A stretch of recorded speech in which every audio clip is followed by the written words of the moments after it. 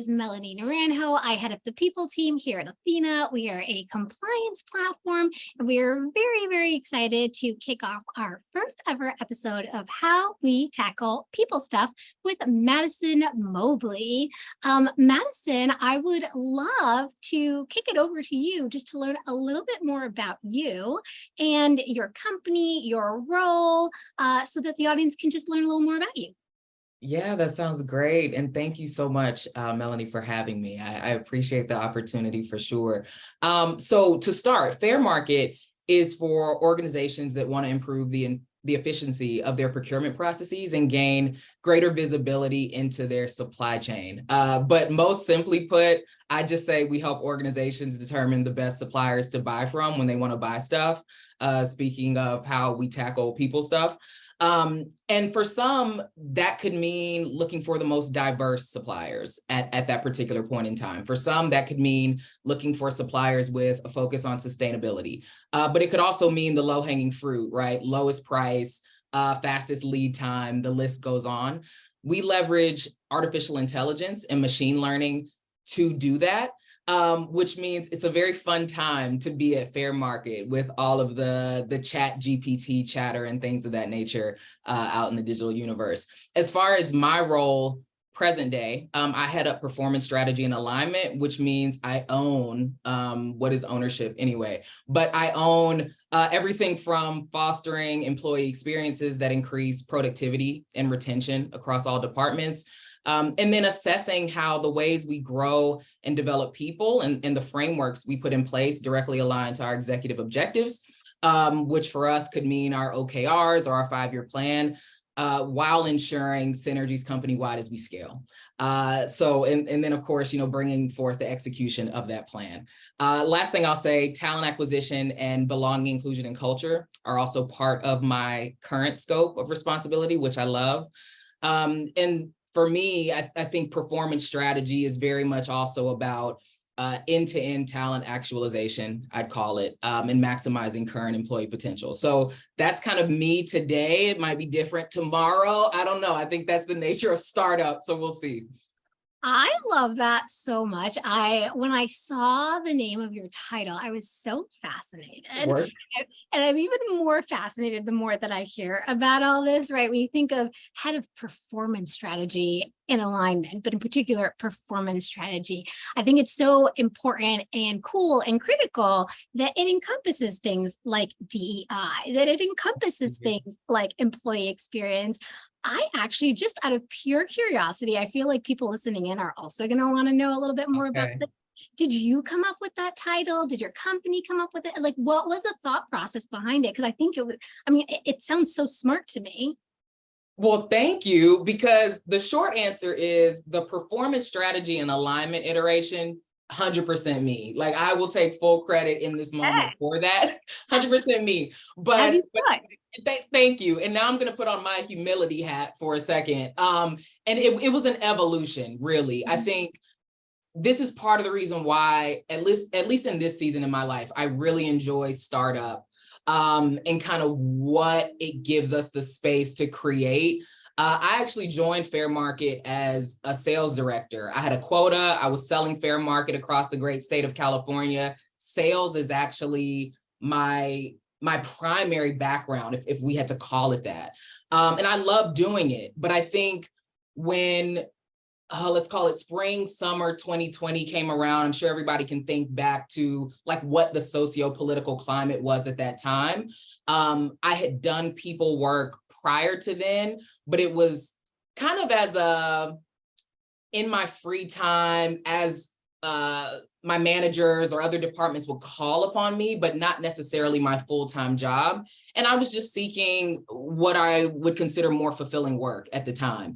And so that started the evolution. So I went from selling to our people team, heading up DEI, belonging, inclusion, and culture. Then it evolved to employee performance. I felt like employee performance, though kind of well-intended as a title, I felt like it was missing the strategic elements of my day-to-day. And so, yeah, we just continue to evolve and iterate, but I thank the leadership at Fairmarkit for giving me the space to continue evolving the title formally so. That is amazing, in particular because I feel like the more people that I talk to, the more I learn that, most people end up in people in these really sort of circuitous ways. Yeah. You bring in other areas of the business, and I think it's perfect. I think it's exactly what we in this field need, because we're able then to leverage all these other experiences, better understand our stakeholders. I think it's fascinating and so smart that you came in from this slightly different, well, very different background, but then now you're able to very clearly leverage the skills that you learned in that field in the people world. Oh my goodness. I appreciate you saying that. It's very affirming, because I think when I first transitioned to the people team, I mean, anyone that knows me will tell you I'm not what we would call like textbook HR, not that gal. But I did carry a lot of insecurity about that when I first made the transition, because I know I'm not that and I'm never going to be that. And so you always wonder, like, how long is this going to last, despite how much I enjoy the work and continue to enjoy the work. But I agree with you. I think we're living in a time where we're humans looking to work with other humans, and that doesn't always fit a certain mold or script or expectation. So 100%. I actually think it's high time that we deviate yes, from textbook HR. We're looking for some innovation in this field, and this kind of approach seems like exactly the right way to do it. thank So, you. of course, thank you. So, I would love to transition into a little chat about Athena. In particular, when we think about the name of this particular series, right? We call it How We Tackle People Stuff.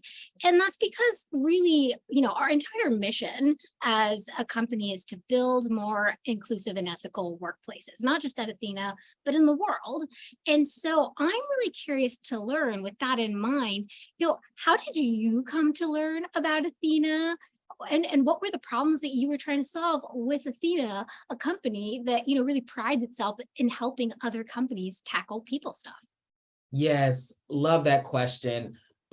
Few things. So I learned of Athena through a good friend who was very vocal at the time I found y'all about your successes as an organization. So every now and again, I'm on LinkedIn, I'm creeping, I'm doing that thing that we all do when we have a lot of free time. And I kept seeing y'all pop up because my friend and I, first degree connections, that's how the feed works. The problem I was trying to solve at the time, it was more than a couple, but what I'd say is we identified a huge opportunity at Fairmarkit to up-level our people managers. For us, that's anyone with a direct report, currently makes up about a third of the organization. And this was also true, a year and a half ago when we partnered with you all. More specifically, though, opportunity areas included things like how to have uncomfortable conversations, how to have a stronger one-on-one, how to get to know your people better, how to give an authentic damn, like things like that, how to navigate and manage through change. But then I'd even add things like the differences between being a strong mentor, a strong coach, but then a strong advocate and sponsor of people. There was an opportunity there. And so I believe at the underpinning of everything that I just said and how to do those things well, it's about being rather obsessed about how to be a respectful, empathetic, like hyper-aware human being.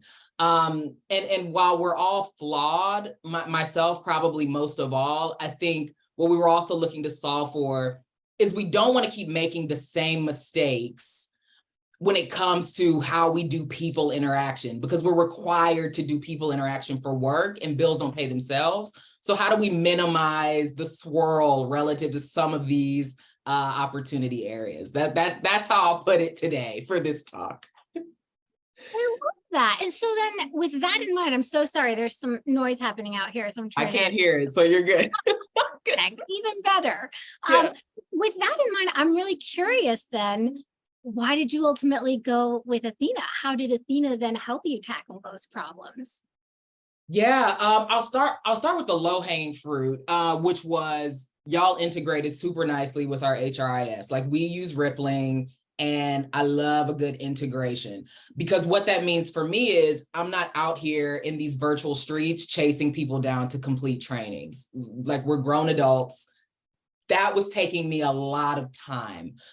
This time a couple years ago, before we partnered with you all for things like unconscious bias training and things like that, which we did more homegrown. I was building some of the trainings here and there, and then you have to kind of check in with people at some predictable cadence.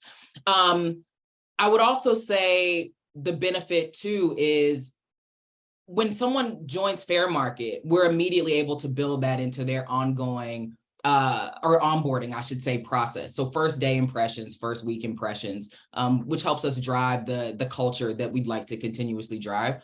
You all are fit for the omni-channel. So whether we're doing trainings on the laptop, whether we're on our mobile, there's no excuse that they can give me as to why trainings aren't getting done. So I appreciate that. But then last but certainly not least, and this was probably of greatest importance to me, I reviewed several nudges before I signed paperwork with you all. And I don't quite have all the words to describe it, so y'all bear with me. But I remember when I was viewing the trainings, as someone who, this may be a shock to y'all, I'm Black, but as someone who's Black and gender non-conforming, I remember thinking, well, dang, I really wish I had something like this earlier in my career to either get me personally to a place where I felt more seen sooner, or just to better engage people who couldn't always make sense of me, despite maybe having the best intentions. So there was definitely a personal element to the decision, but I also, being someone that sits on a people team, you also accumulate very quickly lived experiences of other people, because you're also someone that oftentimes people come to. And so I also could see some of my peers, some of my colleagues in the trainings, which helped me sell the sizzle on why we needed it right now. I would like to think, but we did it. We're partners now, so it worked, I guess. Honestly, that makes me so happy, in particular because, I think really a lot of where Athena came from is this idea of culture and compliance can work together, right? You don't have to just tick the box and do a training that, and unfortunately, as an HR person, I've experienced this in the past, where you deliver a poor training and people walk out of that training with worse behavior. They make fun of the training. They don't take it seriously, like, oh, Bob, stop doing X, completely irrelevant thing that, that's not the place where people are confused. People are confused in those gray area places. People are, they want to learn more about other identities. People want to see themselves represented, right? People want to have the training speak to them as an identity. I'll say, actually, it's really fascinating to hear you say that, because I had a very similar experience deciding to join Athena as an employee. They sent me a nudge and that I couldn't believe was part of the harassment prevention training. It was essentially, and I don't know if you see it, I mean, you probably have, I'm sure, because Yes. it was the Pride Nudge. It's a comic strip of a queer Hispanic woman, which, as a queer Hispanic woman, I couldn't believe it when I was like, what is that me? Is it me? Is it me? Yes. Myself in a training like that, and the way that, it was written by a Hispanic woman who I believe identifies as queer as well. Like, so you knew that, like, this person really understood the identity. They weren't just like making it up. And it's so lovely to see yourself represented. I'm actually curious, can I hear more about what that means, not just for you, but for your employees? Because I imagine it must come up for them in a training like this that is so different from your very typical, looks like it was recorded in the 80s training. Right. It's so interesting because so when you look, LinkedIn is alive and well. So you could go look at like who works at Fairmarkit, okay? And I would argue right now, it does look a bit more homogenous than a bit more your stereotypical startup founded in Boston. It looks like that. But what's interesting is some of the conversations we have internally, I've heard more times than I can count now. It could be an internal meeting about product iteration. It don't have to have nothing to do with people, anything. And folks have said, okay, but I learned in my Athena training that da da da da da da da da. And that always makes me smile a little bit because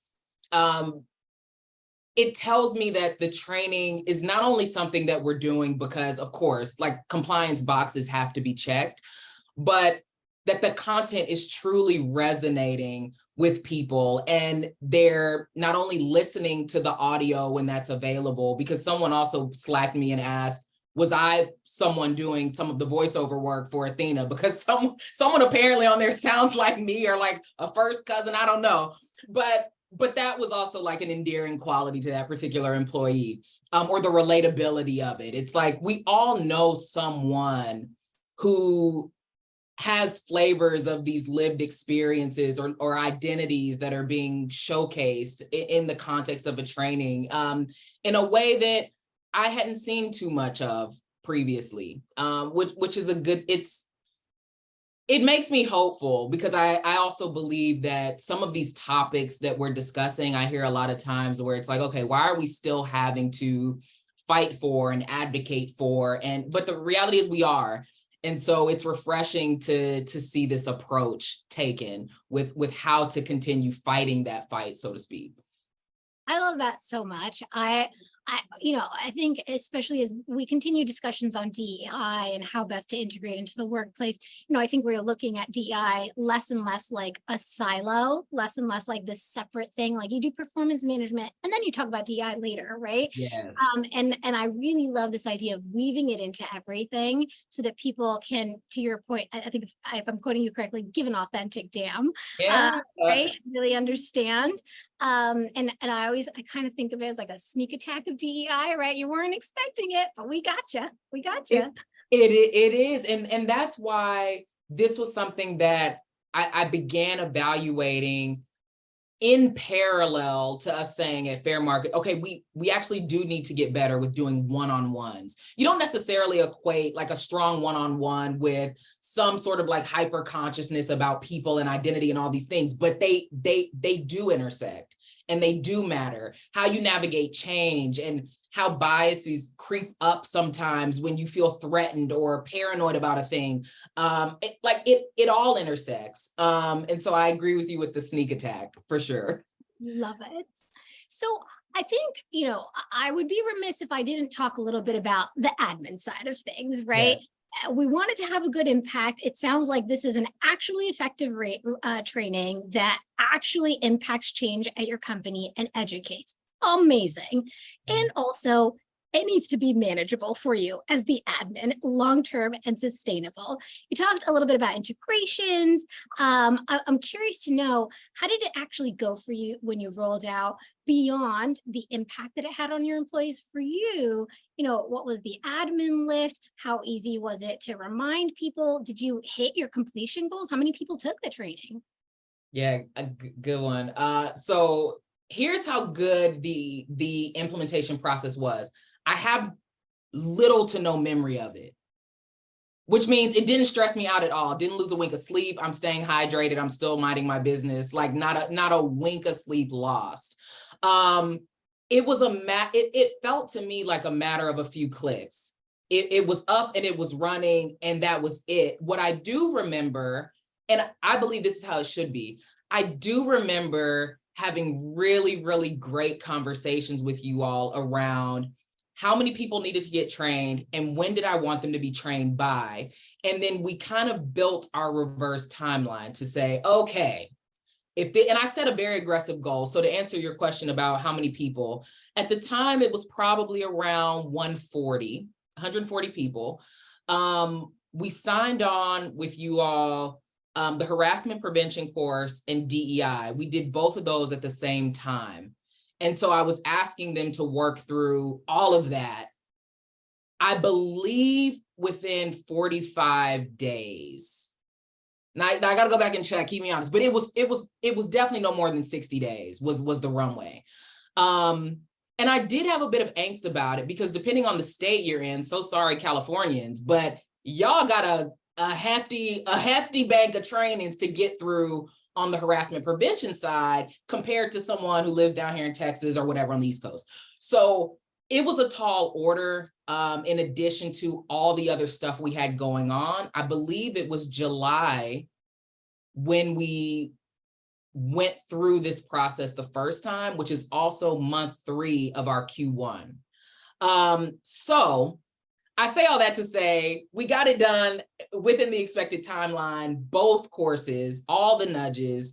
And I was so proud of that. So much so that it was a very easy sell for me to then add anti-bribery and corruption to our docket, which we also now have, because it was very simple, very straightforward. And folks didn't complain I've heard many complaints in my day at this place, but it was pretty smooth. It was pretty smooth.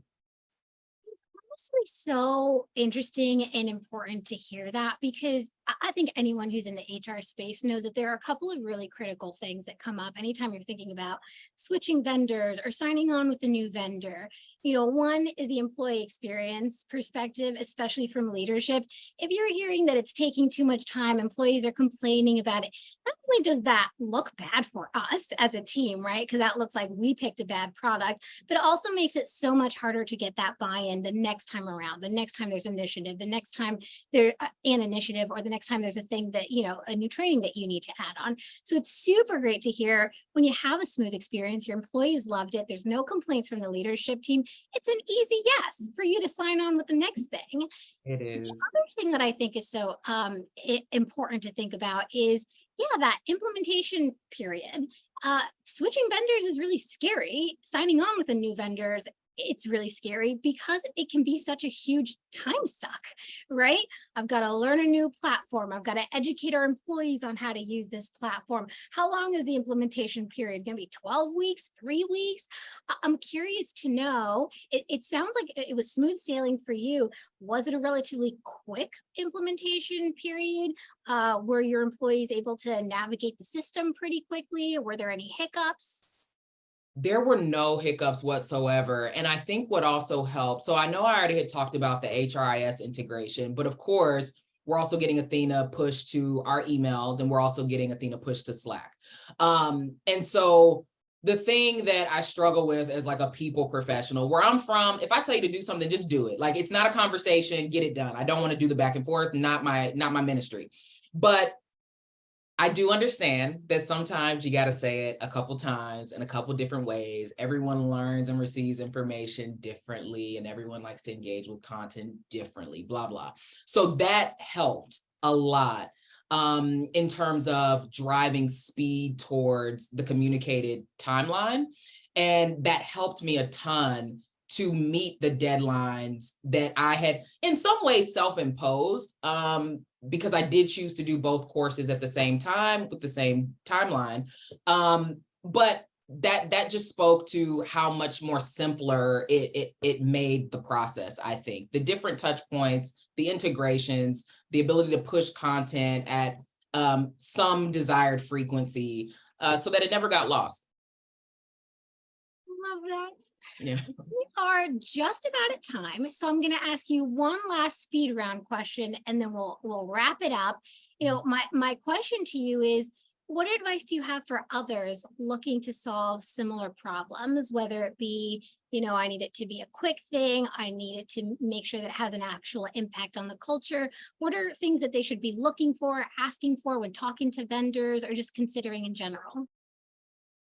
Yeah. Okay. A few things come to mind. I think the first thing, which you kind of already built into the question, which is people need to be willing to put their money where their mouth is. Folks love to talk about the importance of DEI, but there's no money, there's no budget, there's no help, there's no support. So you have to be willing to invest. I'd recommend investing in a solution with present day relevance. So that's something that needs to be tested and evaluated somehow. I also recommend a solution that makes it easy to measure and articulate how employees are or aren't engaging with its content. One of my favorite features of Athena is, I don't know what y'all formally call it, but I call it like feedback intake, where immediately after a nudge, folks can say, this was exciting, this was boring, it was relevant, it was informative, all those things. That allows an admin like myself in this case to keep a real-time pulse on how Fairmarkit is receiving the content. Very last thing I'll say, I do believe there are times when evaluating a solution and then ultimately bringing a solution on, where instead of getting buy-in for future programming, let's say, I think it's important sometimes to simply get buy-in to mandate the programs that already exist be table stakes. Like, it can't always all be a conversation. And so an example I'll give, starting in August, we will be adding an operational command of business consideration, if you will, to our performance reviews. Everyone's not going to be as excited about this as I am, but I'm excited because at the end of the day, part of what's required as a human being that chooses to work is that some of this just has to get done. And then in doing the thing, we're going to continue building a proactive appetite for the thing. So that's what I'll say. I think that's amazing. And I think this is exactly what so many people need to hear, because one, I think it just helps validate a lot of the thoughts that people already have but are struggling to push forward, whether it be because you're getting so much pushback from the leadership team, or you're nervous to say something that feels quite bold. So I think it's really empowering to have you say these things. And I really appreciate that. And I will say, yes, we get so much feedback on the training, like employees actually rate it. They click, clack away. They do. And we get such valuable feedback, both for us, but also for the admin, so that you can see, are your employees liking it or not? And you see it, to your point, in real time, which is amazing. Well, Madison, thank you so much. This has been incredibly insightful. Also, just generally a fun conversation. I'm so glad to know you. You are now officially in my network. We'll be That's best right. friends. That's right. And I really do want to thank you for your time. And I'm so thrilled that you're having such a great experience with Athena and, rolling out year 2, as I hear. Rolling out year 2, couldn't be happier. So blessed to meet you all. It's been fun. Thank you so much. All right, everyone. Well, thank you for joining in on our first ever episode, and I hope you all have a great rest of your day.